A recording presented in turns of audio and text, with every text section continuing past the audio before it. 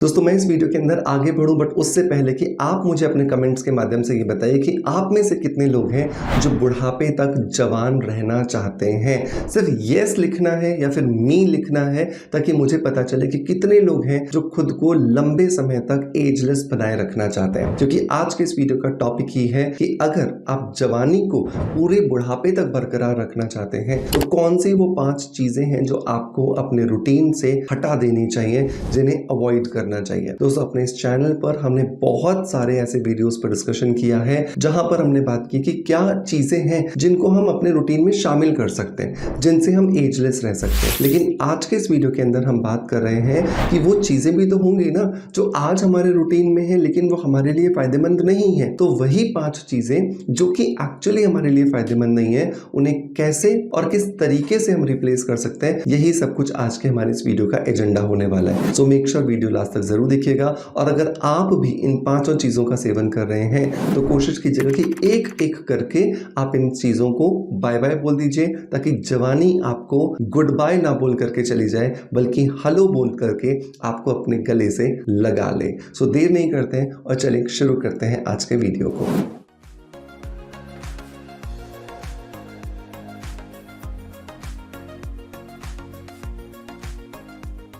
दोस्तों वीडियो की शुरुआत करेंगे हमेशा की तरह ही एक पॉजिटिव फीडबैक के साथ में, जो आता है हमारे ये सोशल मीडिया परिवार के किसी मेंबर द्वारा, जो हमारे रिकमेंडेड किसी प्रोडक्ट को ट्राई करते हैं, उन्हें बहुत अच्छे रिजल्ट्स मिलते हैं और वो कमेंट्स के माध्यम से हमें अपना फीडबैक साझा करते हैं। सो आज का जो फीडबैक है दोस्तों ये है इशिता पटेल जी की तरफ से। और इशिता ने लिखा है कि सर मैंने आपकी एडवाइस की हुई स्किन अफेयर्स की प्रोडक्ट लिए हैं एंड यूज कर रही हूँ एंड अपने फ्रेंड्स को भी यूज करने को बोली हूँ। Thank you so much sir, really आप बहुत अच्छे हैं। Thank you so much Ishita आपके पॉजिटिव फीडबैक के लिए कि आपने मेरे रिकमेंडेड हमारी ही ब्रांड के, मेरी ही ब्रांड स्किन अफेयर्स के प्रोडक्ट्स को यूज किया, अपने दोस्तों तक भी आपने उनको पहुंचाया ताकि वो भी इन बेहतरीन नेचुरल और ऑर्गेनिक प्रोडक्ट्स का इस्तेमाल कर सकें, जो कि बेस्ड है पूरी तरीके से नेचुरोपैथी पर और अरोमा थेरेपी पर। तो अगर आप में से भी कोई है जिसने अभी तक स्किन अफेयर्स के प्रोडक्ट्स को ट्राई नहीं किया है, सो मेक श्योर पास में ही देखो आप हमारी वेबसाइट दिख रही है जिसमें बहुत सारे हमारे प्रोडक्ट्स हैं जो नेचुरोपैथी एंड अरोमा थेरेपी पर बेस्ड है। ये आपको जरूर ट्राई करने चाहिए, ये आपको बहुत अच्छे रिजल्ट्स देने वाले हैं आपकी स्किन, आपके हेयर और आपकी हेल्थ को इंप्रूव करने के लिए। सो दोस्तों आते हैं वापस अपने मेन टॉपिक की तरफ, जहां पर हम बात कर रहे हैं वो 5 चीजें जो हमें अवॉइड करनी है। तो पहली चीज, सबसे इंपॉर्टेंट चीज जो कि एक्चुअली हमारी स्किन में, हमारी बॉडी में, हमारे बालों में एजिंग प्रोसेस को बूस्ट करती है, और वो है चीनी, शुगर। शुगर जो है वो बहुत ही बड़ी एक कैटलिस्ट है, और कैटलिस्ट मैं इसलिए कह रहा हूं क्योंकि ये जितनी मीठी है स्वाद में उतनी ही ज्यादा जहरीली है इसके गुणों में। ये मीठी मीठी के चक्कर में हम जब इसे खाते जाते हैं, ये हमारे शरीर के अंदर जो सेल रिजुविनेशन साइकिल होता है उसे धीरे धीरे डिप्लीट करती जाती है। एक लिमिटेड समय से पहले हमारे शरीर की कोशिकाएं मरने लगती हैं और वो मरी हुई कोशिकाएं वापस से रिजुविनेट भी नहीं करती, जिसकी वजह से हमारी एवरेज एज जो है वो कम होती जा रही है। आज ना सिर्फ डायरेक्ट शुगर को हम ब्लेम कर सकते हैं, बल्कि शुगर के नाम पर कई सारे ऐसे प्रोसेस्ड फूड हैं, पैकेट फूड्स हैं, जो कि इस ही कैटेगरी के अंदर आते हैं, जिसकी वजह से हमें बहुत सारी प्रॉब्लम्स होती हैं।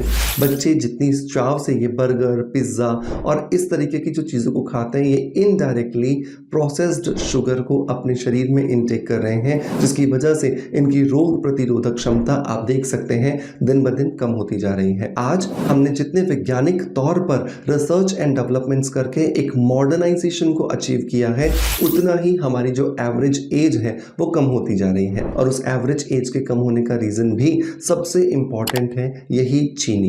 इस चीनी को हमें पूरी तरीके से नो नो बोलना होगा, लेकिन अब सवाल आता है कि इसकी जगह पर हम क्या यूज करें। तो इसकी जगह पर आप इस्तेमाल कर सकते हैं गुड़ का, इसकी जगह पर आप इस्तेमाल कर सकते हैं खजूर का, और इसकी जगह पर आप इस्तेमाल कर सकते हैं देसी खांड का।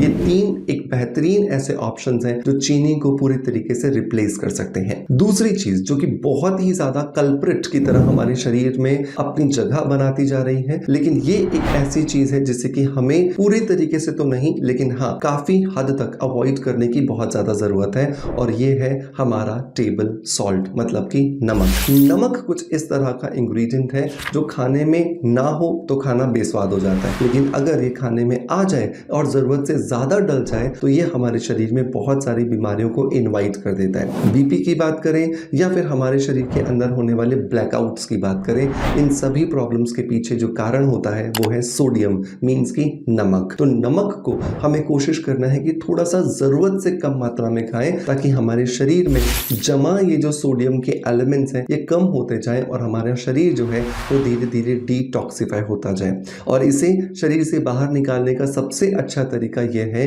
कि दिन में एक बार, चाहे कभी भी जब आपको कंफर्टेबल लगे, खाना जो है ना वो कच्चा खाने की आदत डालें। मतलब आप पका हुआ जो रोटी सब्जी खाते हैं उसकी जगह पर आप या तो ब्रेकफास्ट में या लंच में या डिनर में आप कच्चा खाएं। कच्चा मतलब रॉ वेजिटेबल्स खा लिए, रॉ सैलेड खा लिया, रॉ फ्रूट्स खा लिए। तो इस तरीके से हमारे शरीर के अंदर ये सोडियम एटलीस्ट एक बार जाने से तो रुक जाएगा और धीरे धीरे हमें जब ये आदत हो जाएगी तो हमारा शरीर अपने आप स्वस्थता की तरफ बढ़ना शुरू हो जाएगा। तीसरी जो चीज है दोस्तों वो है मैदा।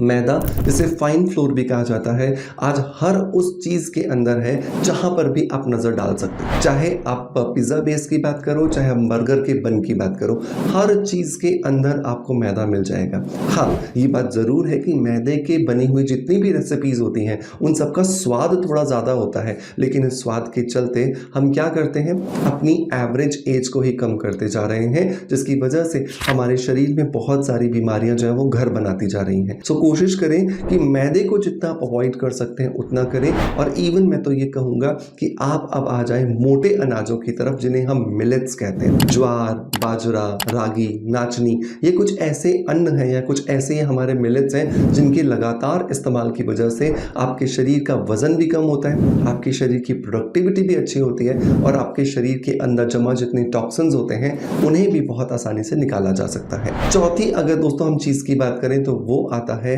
बहुत सारे डाइटरी सप्लीमेंट्स। आज एक नया फैशन है और वो फैशन क्या है कि हम खाना कम खाएंगे लेकिन उस खाने से मिलने वाले पोषक तत्वों की कमी हमारे शरीर में ना हो जाए, उसके लिए हम बहुत सारे सप्लीमेंट्स का सहारा लेते हैं। हम मल्टीविटामिन ले रहे हैं, हम विटामिन B12 ले रहे हैं, विटामिन D3 ले रहे हैं और इसी तरीके के न जाने कितने सप्लीमेंट्स को आज हमने अपने घर में अपने डाइनिंग टेबल पर जगह दे दी है। ये एक ऐसा समय है जहां पर हमें रुकना होगा। क्या हमारा शरीर सिर्फ गोलियों को खा करके चल सकता है, या उस शरीर को सिर्फ उस पोषक तत्वों के अलावा भी वो कैलोरीज चाहिए, या वो उसके अंदर जो पोषक तत्व के अलावा जो न्यूट्रिशन होता है वो चाहिए? तो अगर आपको आंसर मिलता है यस, हमें उन्हें बंद करना चाहिए, तो डेफिनेटली अनचाहे ही आप बिना किसी प्रिस्क्रिप्शन के, बिना किसी डॉक्टरी गाइडेंस के, ऐसे ही जो प्रिस्क्रिप्शन के बिना बहुत सारे सप्लीमेंट्स को अपने रूटीन में डाल देते हो, प्लीज मत डालिए। ये आपके शरीर को कहीं ना कहीं डिपेंडेंट बना रहे हैं और एक समय के बाद जब हम इन्हें लेना बंद कर देते हैं